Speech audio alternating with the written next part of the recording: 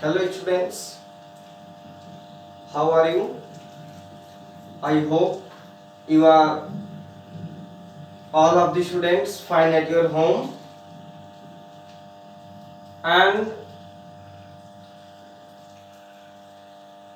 obey and follow our government rule.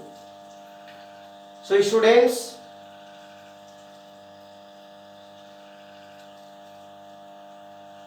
hello. So students, today we are all of together discuss about this matter, science exercise 1, things essential for our life. Hello. Today we are all discuss about this matter. आज हम लोग इन सभी बातों के बारे में, इन सभी के बारे में क्लास में डिस्कस करेंगे, चर्चा करेंगे। देखिए फर्स्ट क्या है, कार्बन डाइऑक्साइड जो कि एक गैस है, वाटर जल, हीट उष्मा गर्मी या ताप, लाइट प्रकाश, मिनरल्स खनिज लवण जिसे हम बोलते हैं, and last is interdependence of plant and animals, यानी कि किस प्रकार से पेड़ पौधे जो होते हैं वो जानवर पे आश्रित रहते हैं और जानवर पेड़ पौधे पे आश्रित रहते हैं, एक दूसरे पे किस प्रकार वो आश्रित रहते हैं। तो अब बुक की ओर चलते हैं। बुक में भी इन्हीं सब बातों के बारे में विस्तार पूर्वक से डिस्कस करेंगे। So all of the students open your book. मेरी आवाज सब तक पहुंच रही है? हाँ, आज पहले से चेक हुआ, मतलब हो गया था, हमारे कैमरामैन चेक कर लिए, इसलिए मैंने आप लोग से पूछा नहीं कि हमारी आवाज, हमारी वीडियो अब तक पहुंच पा रही है कि नहीं। सारे बच्चे जुड़ भी गए हैं। सो you are all of the students open science book and open the page number 6। देखिए डिस्कस फर्स्ट है कार्बन डाइऑक्साइड, इसके बारे में। अब हम बुक से प्रत्येक लाइन का हिंदी में ट्रांसलेट करेंगे, जिसे कि आप समझने का कोशिश करेंगे, और आप लोग को किसी प्रकार का कोई दिक्कत हो, anybody students have any type of problem, please open your finger, I request you, please don't make a noise, okay? Now we are all see the book. Carbon dioxide is produced by burning of carbon in wood, coal, petrol, LPG, etc. Carbon dioxide, कोई भी कार्बनिक पदार्थ जब जलता है तो carbon dioxide gas उससे निकलता है। जैसे में हम अगर लकड़ी को जलाएं, कोयला को जलाएं, आपके घर में जो गैस होता है एलपीजी लिक्विड पेट्रोलियम गैस, वो भी जब जलता है तो जलने के बाद कोई भी चीज उष्मा और ऊर्जा देता है, यानी गर्मी और ऊर्जा देता है, लेकिन उसमें से एक विशेष प्रकार की गैस निष्कासित होती है जो कि कार्बन डाइऑक्साइड होता है। यानी कोई भी कार्बनिक पदार्थ को जब हम जलाते हैं तो उससे कार्बन डाइऑक्साइड गैस निकलता है। Carbon dioxide is also give out during breathing, जब हम लोग सांस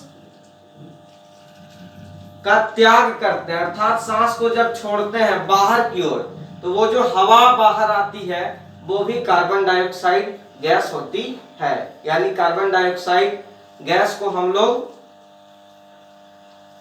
ब्रीथिंग सिस्टम से आउट करते हैं, बाहर निकालते हैं। green plants use carbon dioxide present in the air and water from the soil to produce carbohydrate. देखिए किस प्रकार कहा जाता है, हमें क्यों कहा जाता है कि हमें पेड़ को बचाना चाहिए, पेड़ लगाना चाहिए, इसका क्या संबंध है हमारे जीवन के साथ। हम लोग जिस हवा को सांस से निष्कासित करते यानी निकालते हैं, छोड़ते हैं, वो हवा गैस होती है कार्बन डाइऑक्साइड, और पेड़ पौधे जो सांस लेते हैं वह कार्बन डाइऑक्साइड ले लेते हैं और वह छोड़ने का काम क्या करते हैं, ऑक्सीजन छोड़ते हैं। और हम लोग लेते कौन सा हवा है, कौन सी गैस, ऑक्सीजन। इसी प्रकार दोनों में संबंध है। जिसका हम त्याग करते हैं उसे पेड़ पौधा ले लेता है, और जो पेड़ पौधा त्याग करता है उसे हम ले लेते हैं, यानी वो हमारे लिए लाभदायक होता है। तो इसी को देख करके कहा जाता है कि हमें पेड़ पौधा लगाना चाहिए।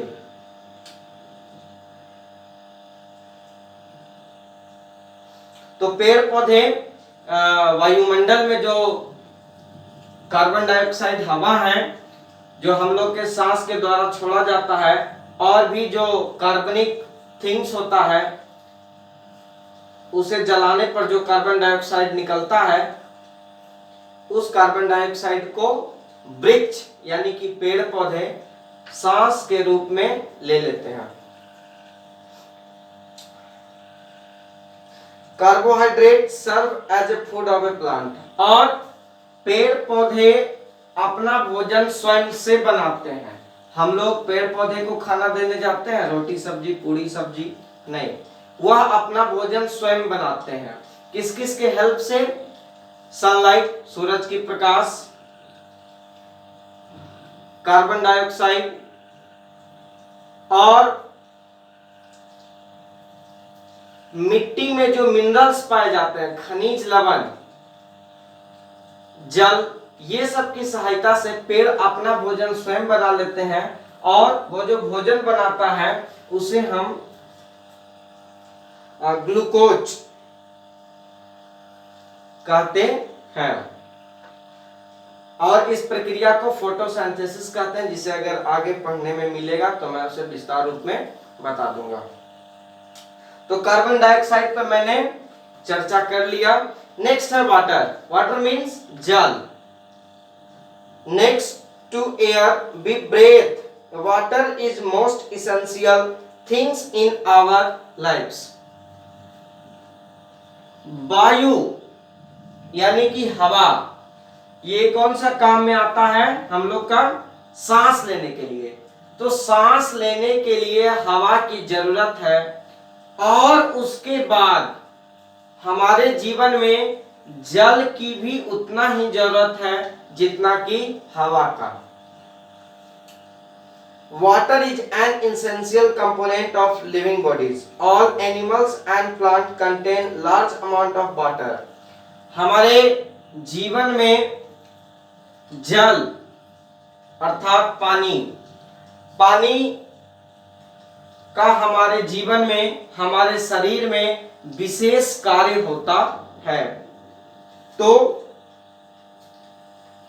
सारे लिविंग थिंग्स में जल का एक विशेष कार्य होता है, और उसके शरीर में जल की एक अधिक मात्रा होती है।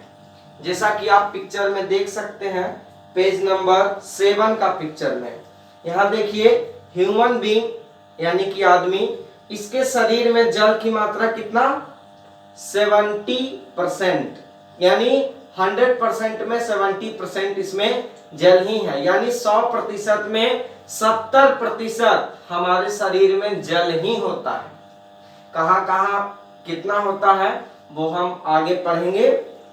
देखिए वाटरमेलन, तरबूज में 100% में 90% जल ही होता है। वृक्ष में यानी पेड़ पौधे में 100% में 60% जल की मात्रा होती है।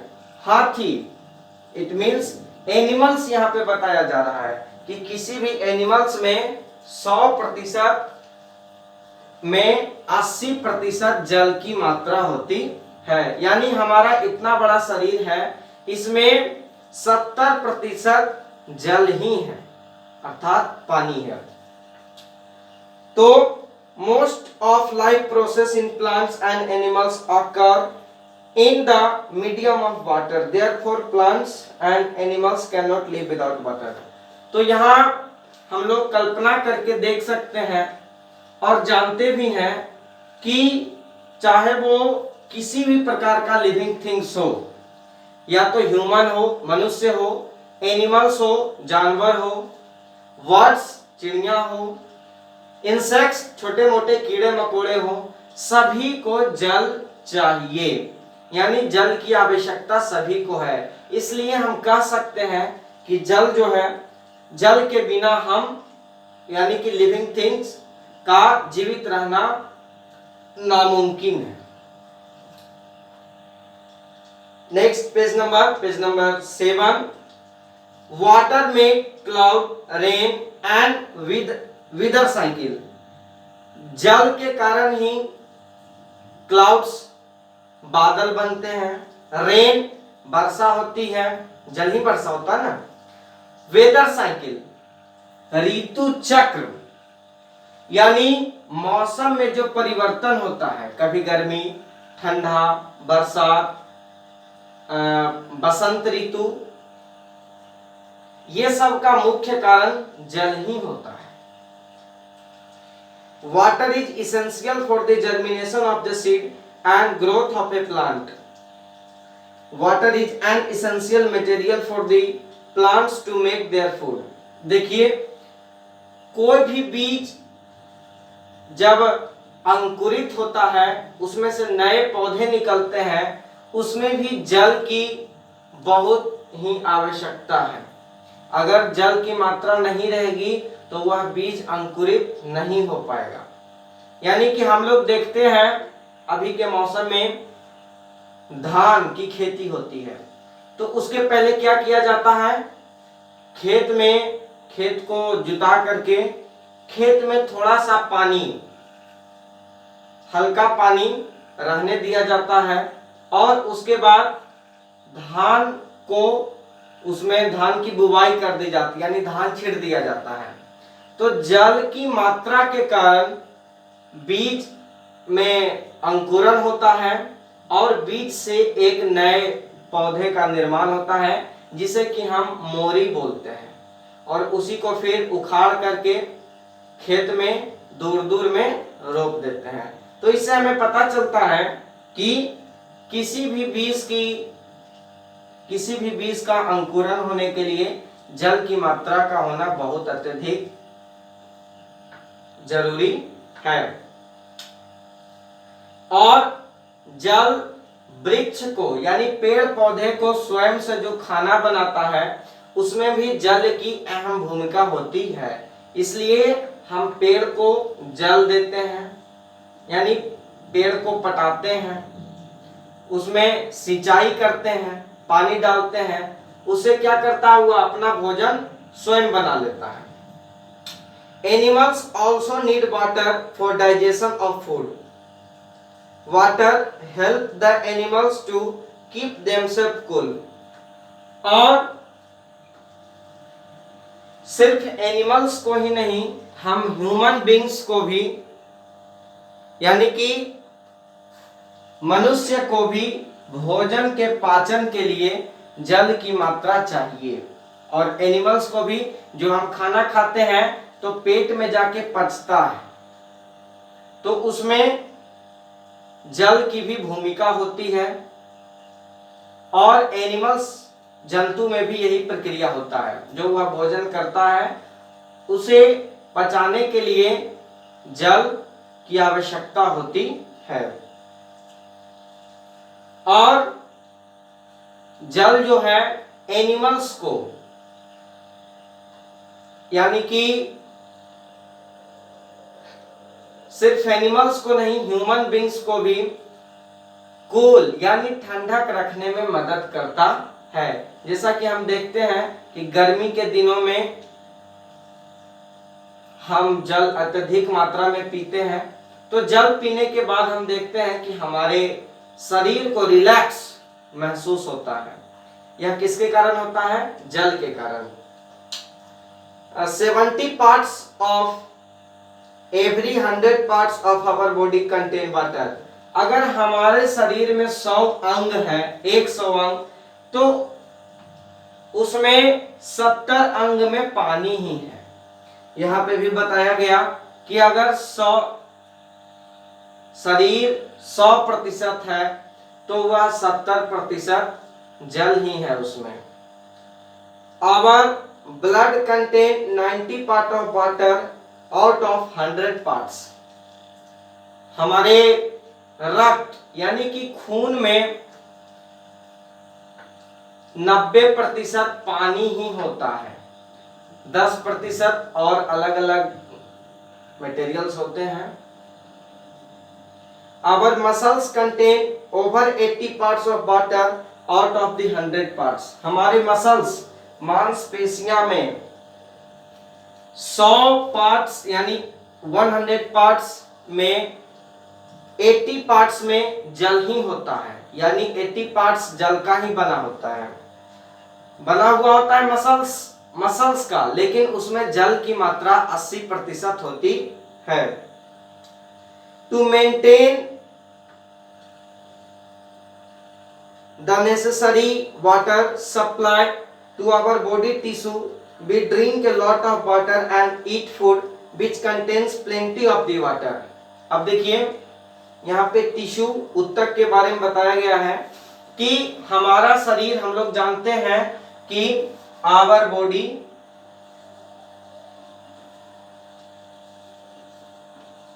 is made up of cells. हमारा शरीर कोशिकाओं से बना हुआ है। And the group of cells is called tissue. और कोशिकाओं के समूह को उत्तक कहा जाता है, टिश्यू।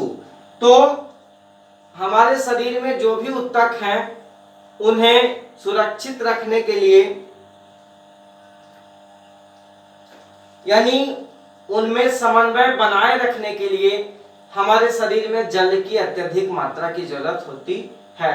इसलिए यहाँ पे कहा जा रहा है कि हम फूड यानी भोजन पर्याप्त मात्रा में ना लें तो शरीर को ज्यादा हानि नहीं पहुंचती है, लेकिन अगर हम जल पर्याप्त मात्रा में ना लें तो कुछ समय के बाद हमारे शरीर में बहुत सारी क्षति हो सकती है, यानी बहुत प्रकार के बीमारी हमारे शरीर को हो सकता है। अगर जल की मात्रा हमारे शरीर में जितना चाहिए उतना जल हम ना लें तो शरीर को नुकसान पहुंचने लगेगा, यानी कई प्रकार की बीमारियां से आप ग्रसित हो जाएंगे। नेक्स्ट है हीट। हीट मीन्स उष्मा या ऊर्जा, गर्मी, उसे जो आप कहें। All living beings need heat और burn for life. All our life function depend on right amount of burn. सभी सजीव वस्तु को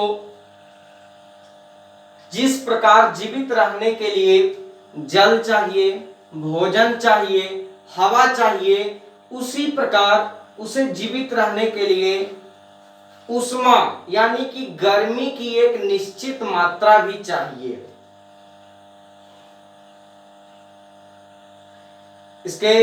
इसे समझने के लिए यहाँ पे एक एग्जांपल मैं देना उचित समझूंगा कि हम देखते हैं कि जब हमारे यहाँ ठंड की मौसम होती है, विंटर सीजन, तो 1-2 दिन तक अगर सूरज बादल में छिपा हुआ रहता है, यानी कि सूरज हमें दिखाई नहीं देता है 1-2 दिन तक, तब हमारे शरीर में हमारा शरीर किसी भी काम को करने के लिए तैयार नहीं रहता है, यानी कि हमें बहुत ही ठंड अनुभव होती है। तो लेकिन जैसे ही 1 घंटा 2 घंटा के बाद या अगले दिन सूरज जब 1 घंटा 2 घंटा के लिए निकल जाता है, यानी सूरज का धूप सनलाइट हमारे शरीर को लगता है, तब हम किसी भी काम को करने के लिए तैयार हो जाते हैं। तो इसे हम इमेजिन कर सकते हैं, गेस कर सकते हैं कि सनलाइट हमारे जीवन के लिए कितना जरूरी है। Next line, warmth is essential for the germination of a seed and incubation of egg. Excess high heat or cold can kill the living beings. देखिए यहाँ पे बताया गया, पिछले पैराग्राफ में बताया गया कि जर्मिनेशन ऑफ ए सीड, यानी एक बीज को अंकुरित होने के लिए, यानी एक बीज को उसमें से नया पौधा निकलने के लिए, जैसे हम लोग के घर में बूट होता है, तो बूट को अगर हम मिट्टी में डाल देते हैं तो हम देखते हैं कि वह धीरे धीरे उसमें अंकुरित होने लगता है बीज, यानी उससे एक नया पौधा निकलने लगता है। तो उस बीज को, अगर हम उस बीज को इस प्रकार रस्सी बांध के ऐसे हवा में टांग दें तो वह क्या अंकुरित हो पाएगा? उसमें से नया पौधा निकलेगा? नहीं निकलेगा। आप लोग घर में देख सकते हैं, 2-3 प्रकार का बीज लेकर के उसे प्लेट में धर दीजिएगा अलमारी में, और 2-3 बीज लेकर के उसे मिट्टी में डाल दीजिएगा, उसमें थोड़ा सा पानी दे दीजिएगा, देखिएगा कि 2 दिन बाद अंकुरना कौन शुरू हुआ है। तो जो बीज मिट्टी में होगा वह अंकुरित शुरू हो जाएगा, और जो प्लेट में है वह कभी नहीं अंकुरेगा, यानी उसमें से नया बीज कभी नहीं आएगा जब तक कि वह मिट्टी में नहीं चला जाए। तो सिर्फ मिट्टी से ही नहीं, मिट्टी, जल, सनलाइट, हीट मीन्स सनलाइट, सूरज का प्रकाश जब तक उस बीज पे नहीं पड़ेगा, सूरज की प्रकाश की जो गर्मी होती है उस बीज तक नहीं पहुंचेगा, तब तक वह बीज में अंकुरण प्रक्रिया प्रारंभ नहीं होगी।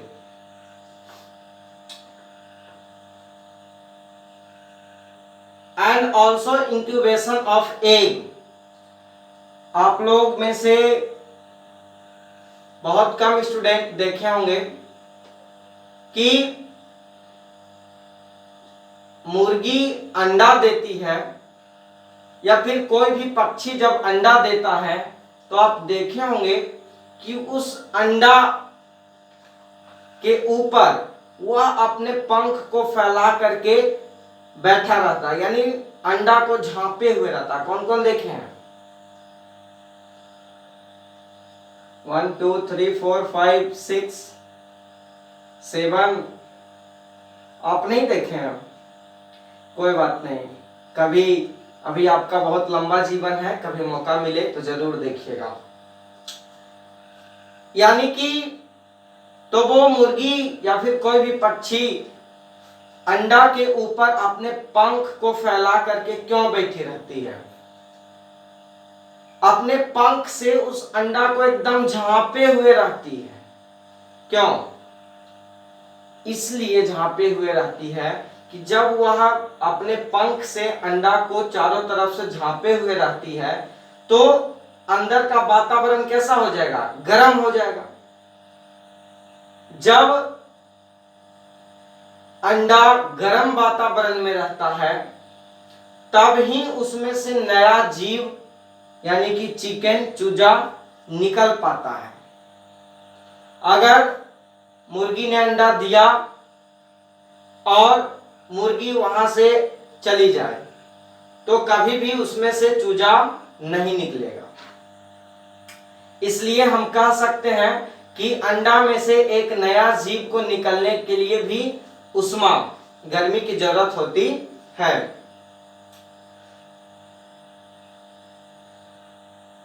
एक्सेस हीट और cold can kill the living beings. लेकिन जो भी लिविंग थिंग्स होते हैं, सजीव वस्तु, उन्हें उनके शरीर के अनुसार, उनके बॉडी के अनुसार एक निश्चित मात्रा में हीट एंड कोल्ड मिलना चाहिए।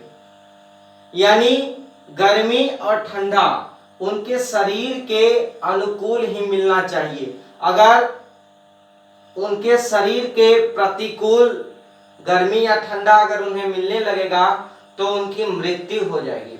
जैसे में अगर हमारे शरीर को जितना ठंडा सहने की क्षमता है उससे अत्यधिक ठंडा मिलते रहे लगातार अत्यधिक ठंडा हो जाए तो क्या हो जाएगा? मृत्यु हो जाएगी सभी लिविंग थिंग्स का, हम लोग का भी। तो इसी के लिए कहा गया कि किसी भी लिविंग थिंग्स उसके शरीर के अनुकूल ही उसे ठंडा और गर्मी मिलना चाहिए। अगर उसके शरीर के प्रतिकूल उसे गर्मी या ठंडा कुछ भी मिलने लगा तो उसकी मृत्यु हो जाएगी।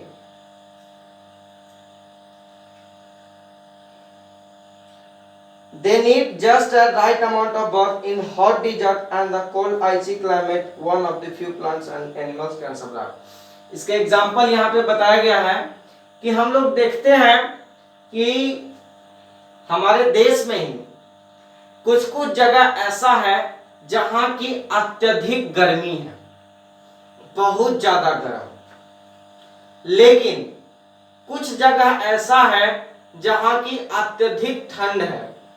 बहुत ज्यादा गर्म का इलाका कौन सा है? राजस्थान, डेजर्ट, मरुस्थल। और अत्यधिक ठंड का इलाका हिमालय पर्वत, हिमालय। तो हम देखते हैं कि जो भी पेड़ पौधा या फिर एनिमल्स ठंडे जगह में जो रहते हैं उसे अगर हम गर्मी वाले जगह में ले जाएं तो क्या होगी? उनकी मृत्यु हो जाएगी। और जो भी पेड़ पौधा या फिर जानवर गर्म इलाके में रहते हैं उन्हें अगर हम ठंडे क्षेत्र में लेके चले जाएं तो भी उनकी मृत्यु हो जाएगी। जैसे में गर्म क्षेत्र राजस्थान डेजर्ट का सीप ऑफ द डेजर्ट कैमल को कहा गया है, यानी वहां का वातावरण जो है वह कैमल के अनुकूल है। कैमल उतना गर्मी को सहन कर लेता है। अगर कैमल को अर्थात ऊंट को हिमालय में लेके चला दिया जाए तो वहां उसकी मृत्यु हो जाएगी, क्योंकि वह ठंडा बर्दाश्त नहीं कर पाएगा। और जो ठंडे क्षेत्र में पोलर बियर होते हैं, सफेद कलर का जो भालू, वह बर्फ में ही रहता है।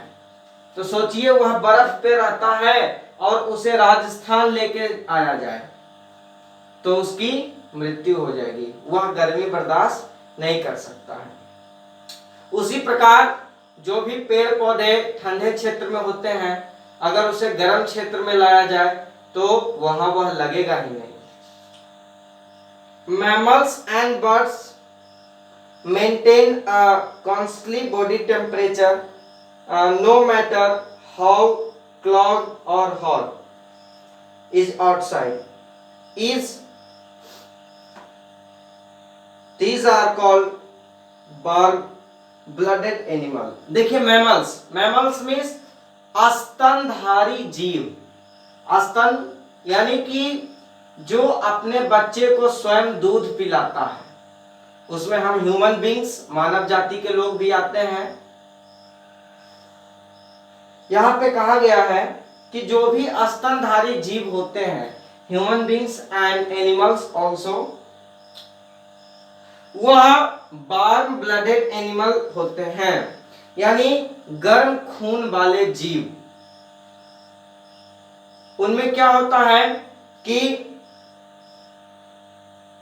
बाहर से यानी बाहर का वातावरण अगर गर्म है तो तुरंत उनके शरीर पे प्रभाव नहीं पड़ता। अगर बाहर का वातावरण ठंड हो गया तो भी तुरंत उनके शरीर पे प्रभाव नहीं पड़ता है। उनके शरीर पर प्रभाव धीरे धीरे पड़ता है, और जब तक उसका प्रभाव उनके शरीर पर पड़ने लगता है उनका शरीर उस प्रतिकूल हो जाता है, यानी वैसा ही सहनशील हो जाता है, सहने लगता है। जिस प्रकार हम लोग का शरीर है, गर्मी भी हम लोग सहन करते हैं, ठंडा भी सहन करते हैं, अत्यधिक गर्मी भी सहन करते हैं। तो हम लोग वार्म ब्लडेड एनिमल्स हो गए, हम लोग एनिमल्स नहीं हुए, यानी यहाँ पे बताया जा रहा है प्राणी, एनिमल्स मीन्स अर्थात यहाँ पे प्राणी, जीव। Body temperature of fish, lizard and snake depend on outside temperature. When it is very cold, their body temperature go down. When it is hot, लेकिन कुछ जीव ऐसे होते हैं जैसे में फिश, मछली, छिपकली, सांप इत्यादि और भी जीव हैं, उनका वो जो होते हैं कोल्ड ब्लडेड एनिमल होते हैं, यानी कि ठंडे खून का जीव। यहाँ पे ठंडे खून कहने का मतलब हो रहा है कि उनका जो बॉडी टेम्परेचर होता है, शरीर का जो तापमान होता है, वह वातावरण के अनुकूल होता है। अगर वातावरण ठंडा हो गया तो उनका बॉडी टेम्परेचर भी ठंडा हो जाएगा, अगर वातावरण गर्म हो गया तो उनका बॉडी टेम्परेचर भी तुरंत गर्म हो जाएगा। तो ऐसे जीव को कोल्ड ब्लडेड एनिमल बोलते हैं। जैसे मैं एग्जांपल, अभी गर्मी है, अगर अचानक अगर हमारे शरीर का तापमान अभी मापा जाए तो सपोज दैट 96 डिग्री सेल्सियस होगा। सपोज दैट अगर अचानक अभी वर्षा हो जाए, वातावरण ठंडा हो जाएगा, तो भी हमारे शरीर का अगर तापमान नापा जाएगा तो 96 डिग्री सेल्सियस ही होगा। लेकिन वहीं अगर एक छिपकली अभी गर्म है तो अभी छिपकली का बॉडी टेम्परेचर को नापा जाए, मान लीजिए कि उसका बॉडी टेम्परेचर 48 डिग्री सेल्सियस है, लेकिन वर्षा होने के बाद जब वातावरण ठंड हो जाती है फिर उसके बॉडी टेम्परेचर को नापा जाए तो उसके बॉडी टेम्परेचर घट जाएगा, कम हो जाएगा। तो ये हो गया cold blooded animal. Next paragraph है, the food is burnt up slowly in living bodies to give them heat. The sun is the main source of heat on the earth. पृथ्वी पे ऊर्जा का मुख्य स्रोत किसे माना गया है? सन को। उष्मा का, ऊर्जा का मुख्य स्रोत पृथ्वी पे यानी मेन सोर्स क्या है? सन, सूरज। When it get very hot, our body get rid extra heating by sweating.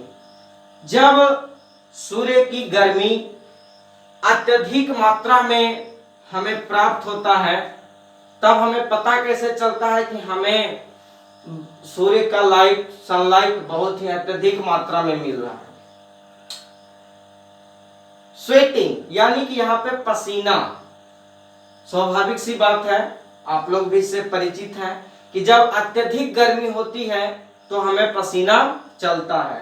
तो पसीना चलने का अर्थ हुआ कि हमारे शरीर को सनलाइट बहुत ही अत्यधिक मात्रा में मिल रहा है, यानी सूरज का जो उष्मा है वह हमारे शरीर को अत्यधिक मात्रा में मिल रहा है, जिसके कारण स्वेटिंग हो रहा है यानी पसीना चल रहा है। Air and water maintaining just the right amount of warmth on the earth and the maintain of the life. हवा और उष्मा, गर्मी, ये दोनों आपस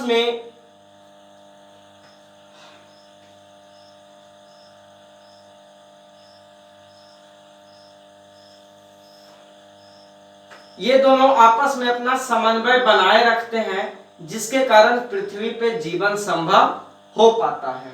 जैसे में अगर अत्यधिक गर्मी ही रहता तो जीवन संभव था नहीं।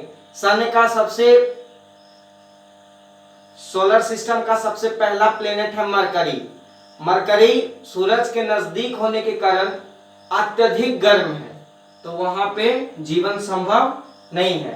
तो यहाँ पे बताया गया कि सनलाइट यानी कि वार्म, उष्मा और हवा और जल, ये तीनों आपस में अपने समन्वय के कारण पृथ्वी पे जीवन को संभव करते हैं, है ना। कभी गर्मी है तो कभी बारिश हो गया, मौसम ठंडा हो गया, कभी ठंडी ठंडी हवाएं चल रही है, कभी अत्यधिक ठंड है तो कुछ दिन बाद गर्मी हो गया। तो ये होता समन्वय, यानी आपस में समन्वय बनाए रखना। नेक्स्ट है लाइट, प्रकाश। अभी हमने हीट पढ़ा, ऊष्मा के बारे में। नेक्स्ट लाइट, प्रकाश।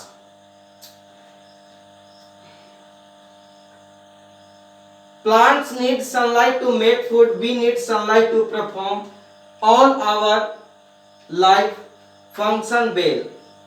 Plants, पेड़ पौधे को सनलाइट की अत्यधिक जरूरत होती है। जरूरत तो हमें भी होती है, लेकिन पेड़ पौधे को अपने भोजन बनाने के लिए सनलाइट की जरूरत होती है। और ह्यूमन बींग्स यानी मानव जाति के लोग को भी अपने लाइफ, जीवन को परफॉर्म यानी एक निश्चित ढंग से चलाने के लिए, बढ़िया से जीवन चलाने के लिए सनलाइट की जरूरत होती है। जैसा कि हम ठंडे के दिनों में देखते हैं कि 2 दिन अगर सूरज दिखाई नहीं देता है तो हमारा बॉडी किसी भी काम करने के लिए तैयार नहीं होता है। इसलिए हम कह सकते हैं कि सनलाइट हमारे जीवन का एक स्रोत है, सोर्स है। नेक्स्ट है मिनरल्स। मिनरल्स मीन्स खनिज लवण, खनिज पदार्थ। ये कहां पाए जाते हैं? ये अच्छा देखिए book. All plants and animals need minerals for health and growth. सभी पेड़ पौधे और जानवर को खनिज लवण चाहिए उनके शरीर में विकास के लिए, उन्हें शक्ति प्राप्त करने के लिए। These are presented in the soil. ये खनिज लवण कहाँ होते हैं? मुख्य रूप से कहाँ पाए जाते हैं? सॉइल, मिट्टी में। Plant observe them with the water from the soil through the root.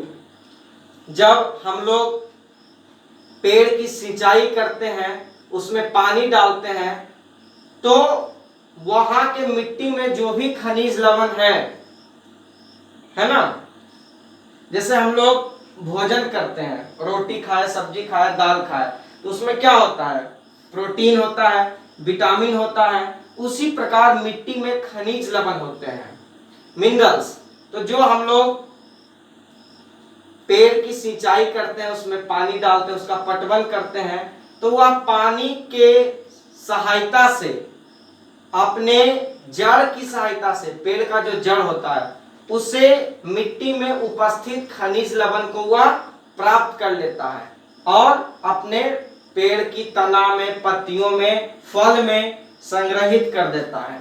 और एनिमल्स और ह्यूमन बींग्स जब उस पार्ट्स ऑफ प्लांट को खाते हैं, यानी पेड़ के भाग को खाते हैं, चाहे तो किसी पेड़ का पत्ता खाते हैं, किसी का फल खाते हैं, किसी का जड़ खाते हैं, किसी का तना खाते हैं, तो वह खनिज लवण की जो जरूरत हमारे शरीर में है वह पूरा हो जाता है। नेक्स्ट टॉपिक है interdependence of plant and animals, यानी किस प्रकार पेड़ जो होते हैं वह जंतु पे आश्रित होते हैं और जंतु पेड़ पौधे पे आश्रित होते हैं। Both plant and animals may have 8 things essential for life. यहाँ पे बताया गया है कि पेड़ और एनिमल्स, जीव जंतु को जीवित रहने के लिए 8 वस्तुओं की जरूरत है। They cannot live without each other. वे दोनों एक दूसरा के बिना नहीं रह सकते हैं। यानी अगर जानवर नहीं हो तो पेड़ नहीं रहेगा, अगर पेड़ नहीं हो तो जानवर नहीं रहेंगे, जानवर क्या हम लोग भी नहीं रहेंगे। Animals depend on plant for oxygen, food and shelter. Animals यानी कि जो जानवर होते हैं वह पेड़ पौधे पे आश्रित होते हैं ऑक्सीजन, यहाँ पे एनिमल्स का मतलब जानवर नहीं बल्कि प्राणी, उसमें हम लोग भी आ जाएंगे। पेड़ पौधे पे हम लोग भी आश्रित हैं। पेड़ पौधे से क्या क्या आशा करते हैं हम लोग? ऑक्सीजन, ऑक्सीजन देगा, फूड भोजन देगा, एंड शेल्टर आवास, आवास देगा। यानी पेड़ पौधे पे बहुत सी चिड़िया रहती है, पेड़ पौधे के नीचे बहुत से जानवर रहते हैं। जंगल में जानवर पेड़ पौधे के नीचे ही रहते हैं, वहां घर थोड़ी बनाते हैं। तो ये हो गया कि पेड़ पौधे पे जानवर कैसे आश्रित रहते हैं। अब देखेंगे कि पेड़ पौधे प्राणी पे कैसे आश्रित रहते हैं, यानी जंतु पे कैसे आश्रित रहते हैं। Plant depend on animals carbon dioxide and manure. This is the interdependence of the both of the survive. अब देखिए, हमने पहले जाना कि पेड़ जो होता है वह सांस में कार्बन डाइऑक्साइड ग्रहण करता है और छोड़ता क्या है? ऑक्सीजन। तो अगर जानवर या फिर ह्यूमन बींग्स नहीं रहेगा तो कार्बन डाइऑक्साइड कौन देगा? तो हम लोग कार्बन डाइऑक्साइड छोड़ते हैं, यानी सांस से निकालते हैं, वह पेड़ ले लेता है, और पेड़ जो छोड़ता है जो हम लोग ग्रहण कर लेते हैं। इस प्रकार हम दोनों एक दूसरे पे आश्रित हैं। Human beings is the most developed animal. He is the plotting of the 8 things essential for life. He is also destroying plant and animal just for fun. देखिए, ह्यूमन बीइंग यानी कि मनुष्य जो है लिविंग थिंग का सबसे develop यानी कि विकसित प्राणी है। हम लोग जानते हैं कि लिविंग थिंग्स में बहुत सारे चीज आते हैं, जैसे में पेड़ पौधा भी लिविंग थिंग है, छोटे छोटे कीड़े मकोड़े, मच्छर मक्खी, ये भी लिविंग थिंग्स है। लेकिन लिविंग थिंग्स में सबसे विकसित प्राणी जो है वह ह्यूमन बीइंग है, मनुष्य जाति के लोग। हम लोग देखिए कहां से कहां पहुंच गए, हम लोग पृथ्वी से चांद तक पहुंच गए। कुत्ता कभी जा पाएगा चांद तक बिना हम लोग की सहायता से? ऐसे तो पहले कुत्ता ही गया है चांद पे, लेकिन हम ही लोग की सहायता से। भैंस कभी जा पाएगा चांद तक? नहीं। चिड़िया कितना भी उड़ ले चांद तक जाएगी? नहीं। तो ये सब को देखते हुए यहाँ पे बताया जा रहा है कि मनुष्य सबसे विकसित है लिविंग थिंग में, लेकिन वह अपने क्षणिक सुख के लिए यानी आनंद प्राप्त करने के लिए वह पेड़ पौधा और एनिमल्स की वैल्यू यानी अहमियता को नहीं समझता है। वह अपने क्षणिक सुख के लिए पेड़ पौधे को नष्ट कर देता है, जंतु को नष्ट कर देता है, जो कि बहुत ही उसके लिए